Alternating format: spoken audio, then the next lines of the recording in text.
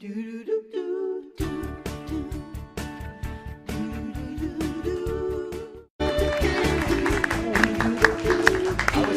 to say something like, "Ooh, the sun is hot today," but it's always hot. It's a scorcher. The sun's hot. The sun is always hot. It's just hot here today. So is our first guest, because he's got a new Hallmark Channel original movie. It's called Summer Villa. It is premiering this Saturday. Welcome back to our home, Victor Webster. Welcome back, Victor. You are a chef who's really not making a lot of people happy with your culinary skills. Oh, I'm making everybody happy. The thing is I get set up on a blind date in this film. Yes. And while I'm on this blind date that goes horribly wrong, one of the most influential food critics in New York comes and reviews my restaurant, and it goes horribly wrong. So it's basically crickets in my restaurant for a while. I go to my family's summer villa in France to regroup and hone my culinary skills again.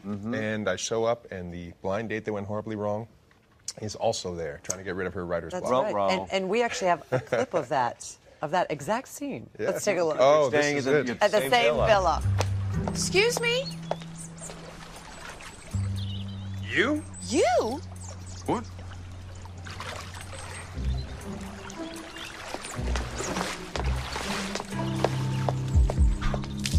What are you doing here? Huh? What are you doing here? I live here. Well, I know that, but your sister promised this place to me for the summer. Did you and my sister set this up? Don't flatter yourself. Hey, you're Chef Cupid. Yeah, I am. And who are you? I'm Abby. What are you doing here? She's my daughter. Huh. Wow, Leslie failed to mention you got a kid. Not a kid. I'm 15, actually.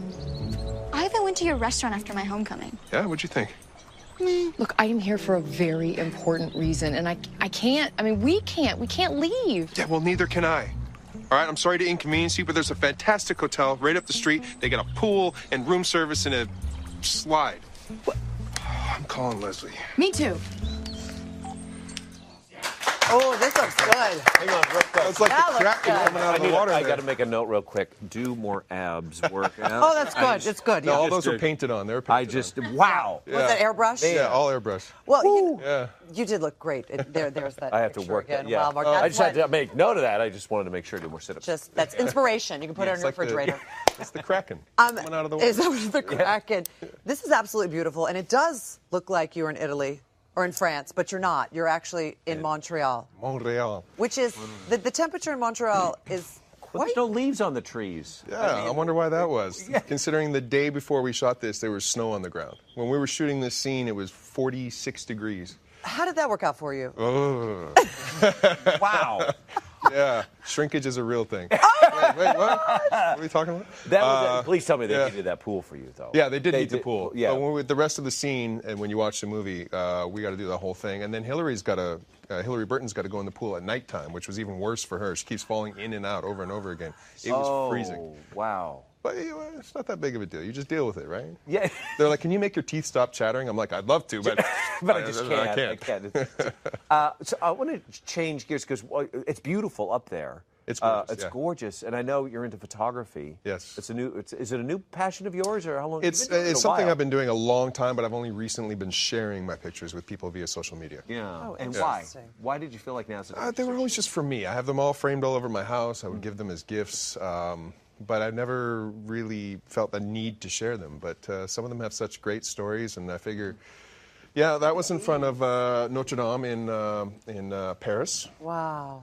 And this just a gypsy lady begging for money, and I doctored the picture a little bit just to make her colorful and stand out more, to kind of illustrate. She just tells such a story when you look at that I know picture. and two, the faces are amazing to photograph, but sometimes it's the story. Yeah, well, that this lies is, within it. I photograph a lot of homeless people as well, and this is Mike, who hitchhiked from Portland, I believe, and he makes money by going to the grocery store and getting groceries for an elderly lady, and that's how he feeds himself. And his brother is a doctor at the VA 2 blocks away, and comes and checks on him every 2 weeks. And when I walked up to him, I was a little worried because he started coming at us with this look on his face, right? Yeah. And he has wrapped around via a chain wrapped around his wrist a shank that's always waiting, because he goes, you never know when someone's going to try and jump you and take what you have, so I need to have this chain to my wrist in case I need it for protection. You know, it's interesting because and I share the same desire for photography, but what you do is remarkable because you spend time with your subject matters and at least the people you're shooting. Yeah. You get to know their story. You spend time talking with them and not just take a snap and leave. Yeah, I which try is the to. real life to what goes behind these pictures. Yeah. I believe it matters. I believe where they came from matters to me. And when I tell the picture, and when I show the picture, sometimes if I've had an opportunity, some people don't want to share their story. They don't even want to talk to you. Like, yeah, just take the picture and get out of here. Yeah. Wow. But some people, take 5 or 10 minutes and talk to you, and I'll share that with people. Well, they all have stories. Yeah. They have Everybody's got a story. incredible stories. Yeah. You not only are you an amazing actor, you're an amazing photographer, you also you hold the record, an undefeated record as an amateur kickboxer. I competed for many years before I got into acting in Taekwondo and in kickboxing, and yeah. Okay, that's out of left field. When I saw that, it was because there's the Oh, well, here it photography is. side. So this is just training boxing at the gym. This is the pool noodle. Don't Oh. get hit Oh, I in the could do face. that. I once was attacked by a poodle. Were you? Yeah. They're vicious. They're I'm telling vicious. you. They're These Why- ones had what- their rabies shot, so they were all right. What started you down that path of getting into violent sport or hobby? Yeah. Well, my parents got separated when I was really young. They got divorced, and I think I probably had a lot of anger issues because of that, or I don't know. I was 9 years old at the time, so I got into a lot of fights at school. So my dad, who was a police officer, oddly enough, put me into judo class because I was kicked out of every school that I've ever been in for fighting or just causing problems. Really? I was a pretty bad kid. And so just a love of martial arts, from judo to Shotokan karate, Taekwondo. I now do Brazilian jiu-jitsu and kickboxing. And Yeah. Can I ask you something about that video? Why the noodles?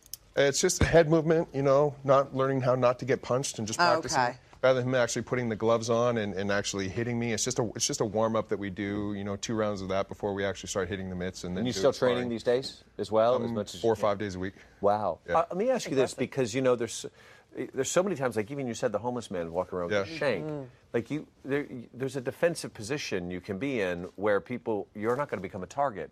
Yeah. But for those are there any tips you could give somebody, a man or woman, Yeah. that you can walk around and be like, oh, there's a target, that's an easy hit, that would Yeah. Well, I think the number one thing is don't play Pokemon Go while you're walking down the street. Isn't that Not that important. This Everybody's Pokemon got Go their has got to faces go. and their That's phones true. walking Yeah, down the that's street. so like this. true. Great If point. you're looking for an easy target, that person's not paying attention.